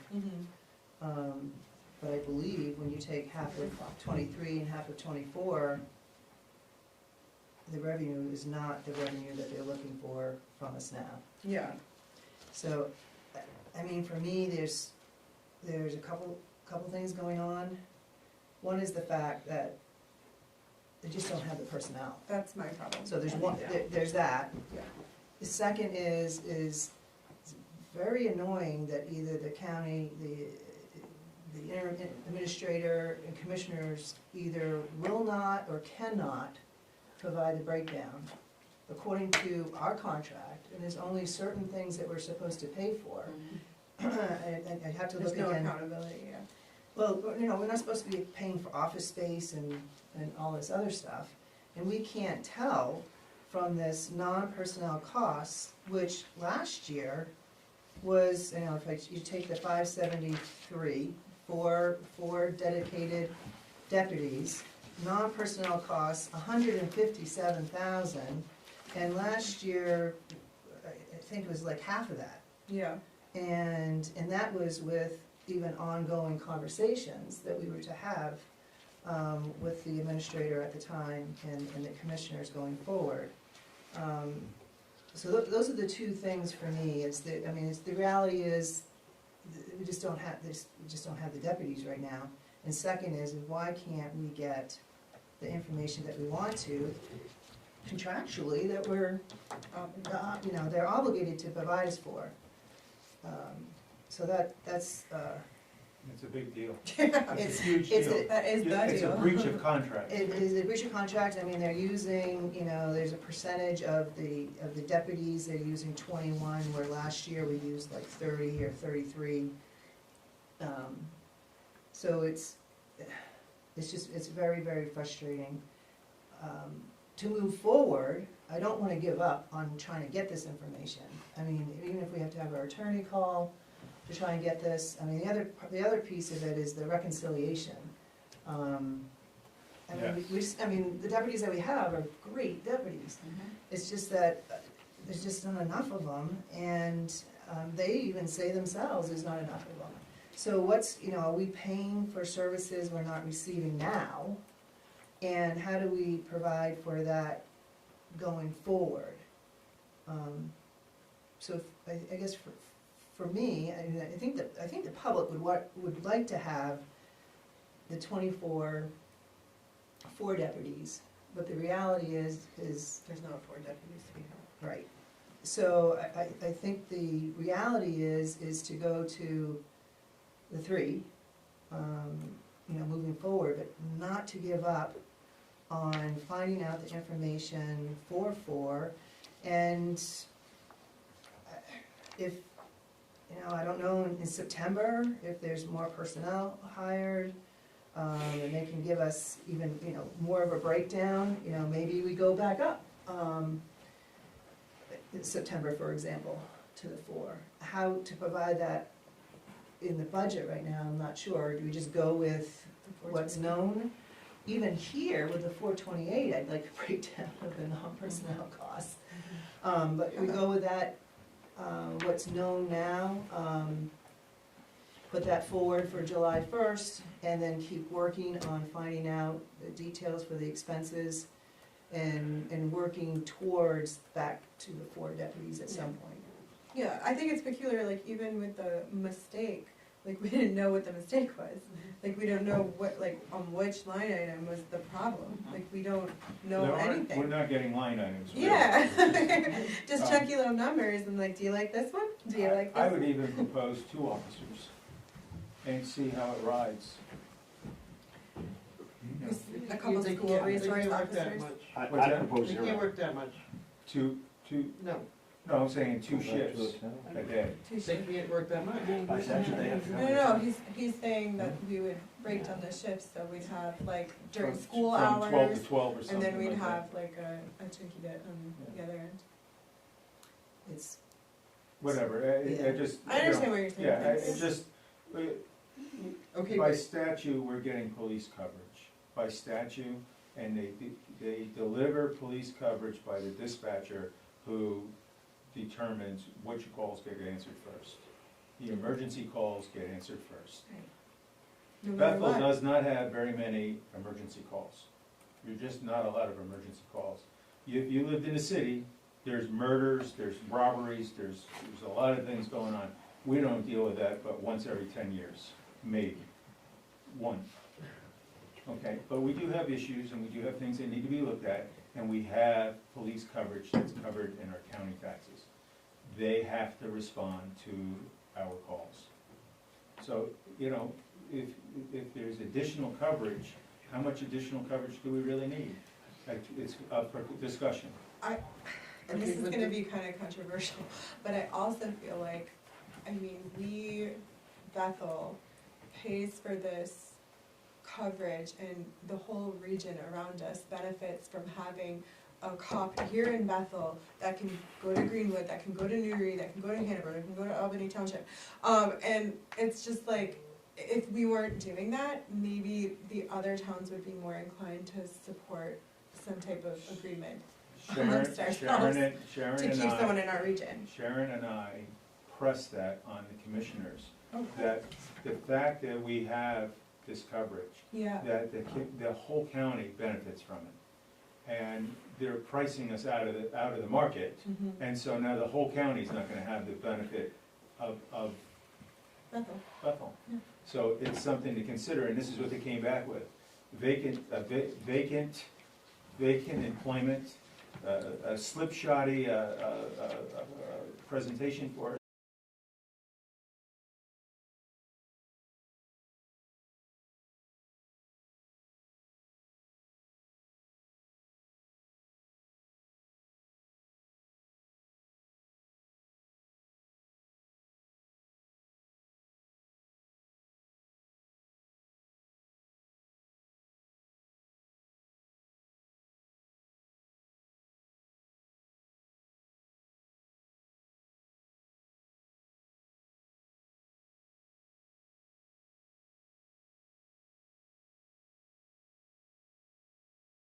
Use for each of those departments. Could they, I'm sure you asked them if that was a mistake and that they have a refund policy. No, it is not a mistake, it's not a mistake, there's no refund, because it was never. They just justified it that that's the price when you buy it. You don't do your due diligence. What they do is they charge you based on your usage, so the ambulance department has very small usage, so that they were paying a high price. All of them are paying a high price actually, because they're not You're not going using the a volume. lot a year. So this contract is based on using 5,400 gallons a year, and the price would be $279.9. No other requirements. They own 3 tanks, we own 1. The other company that has gotten back to me, they could only offer me a price from September of 2024, this coming September, nothing until then, and it would go until May of 2025. That would be $1.99. However, they will not deliver to any of, they can't deliver to 3 of our tanks because they're suburban owned. So we would have to have 1 underground and 2 above grounds removed and their tanks put in. And, Who's that, community energy? yes. And then the 4th tank is, they can deliver to that because it's ours. However, there's problems with all the tanks and the locations. So Like they, safety problems? yes. Oh, Lord. So they could not even deliver to the highway garage tank because that tank was set there in '94. So that's how old that tank is. And so that tank would have to come out. We should do that anyway. The tank at the, Definitely. the tank at the, garage, the ambulance garage, shouldn't even be where it is. Do we have a place where it should be? Or It is has to be Is that on 10 an feet. easement? It can't be closer than 10 feet to the building. That one's 7 1/4 or 7 1/2. None of the tanks have had the checks that the inspections that they're supposed to have in tanks. Does, owned does by us. Suburban not check their tanks, their 3 owned? How can they rent us a faulty tank? Oh, I'm not saying their tanks are faulty. Yeah. I'm saying where they're set. Oh, because it's Yeah. grandfathered in, probably It at some could be point. because it is, but Okay. I don't have the full answer to that. However, we would have to use, when you get a lower price, we would have to use their service tax. So it comes with other requirements. There's not much service for propane. I mean, that's the So, good news. I have 2 other companies that haven't gotten back to me yet. One company is getting me a price on not just propane, but on number 2, diesel and gas. Because I will tell you, we are paying more right now without a contract for all 3. I contacted C.M. Brown for all, quotes on all, and I contacted Everett for propane. And I haven't got a response back yet. So I'm hoping to have all of that in by Tuesday for the budget meeting. So you need for us to say you can sign? It would be for Suburban only, because that contract would have to be done the same day that they get their pricing. I would not sign on a contract unless it was, and I told her that I would need a lower price than that. So we'll start doing that next week, if I can look at, having permission to do that. I still am waiting for Community Energy to call me back because I have some additional questions on the information that he gave me back that I have to look at. And then I would like to look at the other 2 costs, or the other 2 places. Some of the companies don't charge for their tanks, so that would be an issue, or a question maybe that you should maybe be asking, but I'm pretty sure that taking the tanks out would be a charge also. So they'll come and take out their own tanks. We don't have to pay for Okay. that. But If we took out our own tank, that's gonna cost us to do that. And it may not, and that's with Community. That's one of the questions I have with him. If you put your tank, and we don't really need an underground tank either. We could do an above ground tank. And everything is factored in with the price, so that's the price they gave us without doing any of the removals or of the tanks, so. I don't have all the information right now, that's just some of what I have. But in the meeting last week, I didn't have a chance to look at the bid documents, but it was Dead River that Oxford did contract with for a year for $1.69 for propane. But they went out for all of their fuels that they use.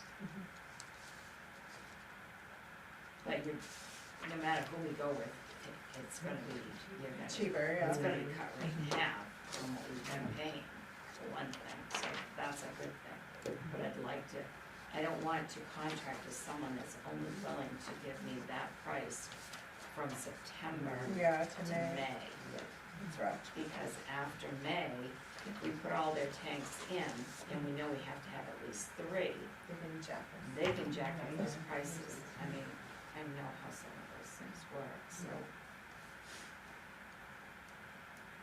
I think it makes sense to stay with Suburban.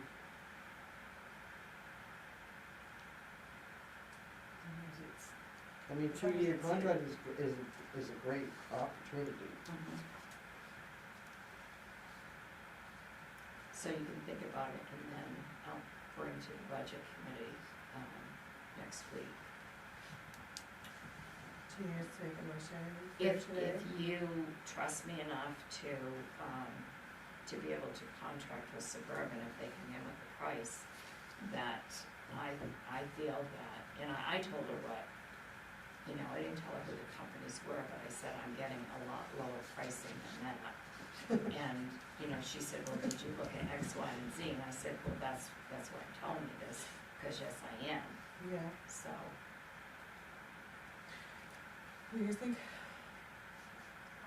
I think we should give her that ability to do what she needs to do with Suburban.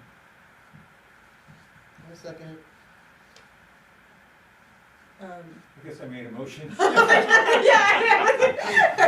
didn't know. I'll make a motion. Time chapter. Time travel. Yes, there you go. Okay. So And I we have guess. to vote on it. Yeah. All those in favor? You go, Sharon. Just let us know. You go, girl. You trust Are we her. at warrants now, or are we? We are at warrants. Alright, so A, action to approve account payable warrant 2024-38 and the amount of $62,570.27. So moved. Second. Any questions on this? All those in favor? Alright, so then we got 11B, action to approve accounts payable warrant 2024-39 in the amount of $452,079.64. So moved. Second. All those in favor? Great. And then action to approve accounts payable warrant 2024-40 in the amount of $45,352.15. So moved. Second. Okay. All those in favor? Great. Alright. Make a motion that we adjourn. Oh, I'm sorry, are there any select board items? Oh, I'm sorry. I just wanted to say we are gonna have Green Up Day on May 4th, so if you wanna help clean up the town on Saturday, May 4th, that would be great. Hopefully the snow is gone. And this year, I think our plan is to meet at the town common, and start from there. Okay, we should put a little sign out that you're not doing a syringe cleanup this year. Yeah, let the people know. Do you remember that? Is that gonna be in the chamber calendar? I think, I mean, I understood, like, I was like, just don't pick up syringes, like, No. don't pick up, but what are you talking about? Last year in Team Bethel during Mayotte Day, they're like, there's so many drug addicts in town, they're doing a syringe cleanup at Davis Park, and I'm like, that's not true, that's not what's happening at all. Well, it has to redo, and Pat's gonna redo it, I'm sure. What? Adjourn. Oh, yeah, motion to adjourn. So moved. All those in favor? Perfect.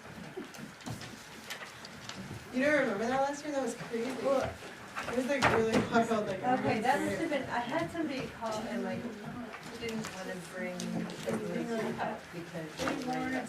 1,000 victuals licenses. No, we just gotta sign the